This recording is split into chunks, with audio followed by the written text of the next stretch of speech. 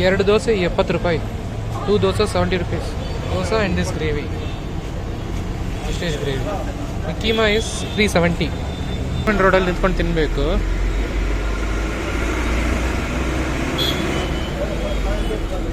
ಕುಡಿಯೋಕ್ಕೆ ನೀರಿಲ್ಲ. ಇಲ್ಲಿ ಯಾರಾದರೂ ಎಂಜಿಲ್ ಬಾಟ್ಲ್ ಇಟ್ಬಿಟ್ಟು ಹೋದರೆ ಅದು ನೀರು ಕುಡಿಬೇಕಂತೆ. ಇವ್ರು ನೀರು ಕೊಡೋದಿಲ್ಲಂತೆ.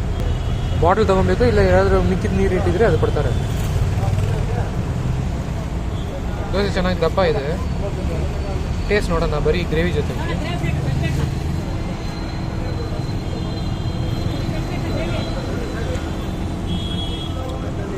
ಪರವಾಗಿಲ್ಲ.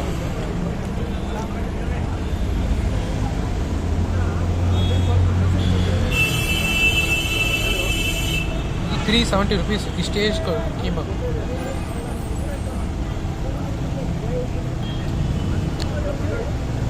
ಪರವಾಗಿಲ್ಲ, ತುಂಬ ಕಾಸ್ಟ್ಲಿ.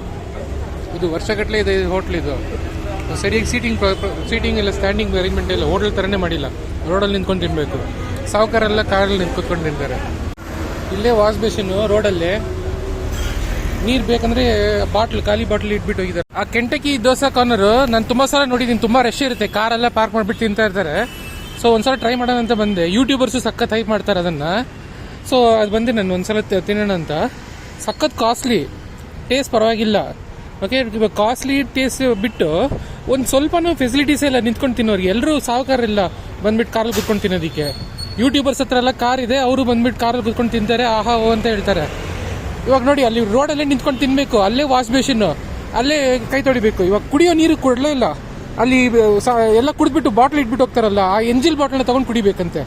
ಅಲ್ಲೊಂದು ಕ್ಯಾನ್ ಇಟ್ಟಿದ್ದಾರೆ, ಅಲ್ಲಿಂದ ಎಂಜಿಲ್ ಬಾಟ್ಲ್ ಇದೆಯಲ್ಲ ಅದು ತೊಗೊಂಡ್ಬಿಟ್ಟು ಕುಡಿಬೇಕಂತ. ಇದೇ ಬಿಲ್ ನಮ್ಮದು.